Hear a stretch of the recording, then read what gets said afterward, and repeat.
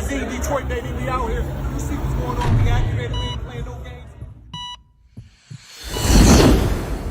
And speaking of value and people being valued, as of late, we notice a lot, the value of life for people is going down, bro. You know what I mean? Like, we look up, it's been a whole lot of murders, whole lot of shootings, whole lot of BS going on, because I think overall people not valuing life the way they do. What's your thoughts on like a lot of these women and kids and etc. like, being murdered and etc. today? Because right now it's at an all-time high, man. It's ridiculous right now, and especially here in places alike, bro. So you telling me like this is new? It's not necessarily new, but it's seeming like it's becoming more common. It's not necessarily new. It just seems as if it's becoming more common. Like I said, the value of life. Like, what's the value of life today in comparison to where it was? It seemingly is different. That's why you gotta take things that are not as they appear to be or seems to be. Mm-hmm. Because I grew up in 70s, 80s, crack era. Mm-hmm. Like, I don't see what the difference was. They was dropping shit back then. They were. They was dropping shit in the 70s. They was dropping shit in the 60s. They was dropping shit in the 50s. They was dropping, like, this shit ain't never. Change. Like, what? It's propaganda, what they saying. Like, yeah, we hear about it, we see about it, but people been dying. The only thing that changed with death now compared to back then is the money stuff. When you had the money to bury these people and collect insurance money and do all the stuff the families was able to do, death wasn't that bad to stomach.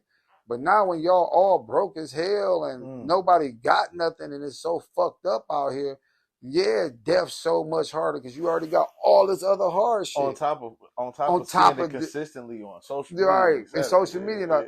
But this shit been on, people been dying. Like, bro, we got YBI era and all that stuff. Man, it was killing people, kids. Like, what?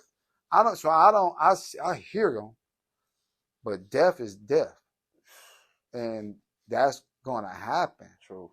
You know what I mean? And they're facilitating ways for us to have things to continuously mass murder each other because we don't have no concern and care in our community overall. Like that village thing, it take a village to raise a child. That's so important because it'd be so many children in that village cared about. Mm-hmm.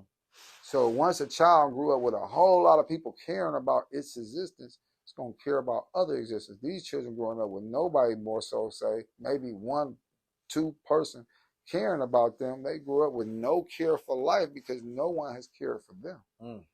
That's the difference between then and now. Right. Is how we are able to, our family structures, which they broke up. And speaking of family structures, do you think the fact that they eliminating the fathers from these households? Eliminated. You see emphasis on eliminate the fathers. Eliminated. Eliminated. They're not doing it. They did it. Bro, the Clintons, 1992 to 2000, in the Clinton administration, they locked up more people than everybody else. Mm-hmm. They took men from the streets in hundreds of thousands for 8 years that destroyed our communities right after the crack epidemic, up under the Reagan fight war on drugs. Then the Clintons came in with that bill with this new president they got in there now. He the one signed that damn bill, the war on drug bill, and they locked up so many of us, bro. But took us away from all these children as fathers and left them with no guidance. And then when we came home, we didn't have nothing. The only thing we could get back into is street shit, which took us further away because that's a demonic world. So you finna either raise your kids in a demonic household or you finna stay away from them, which is going to still be a demonic thing because they ain't no telling what they're going to be introduced to. So they did a number on us.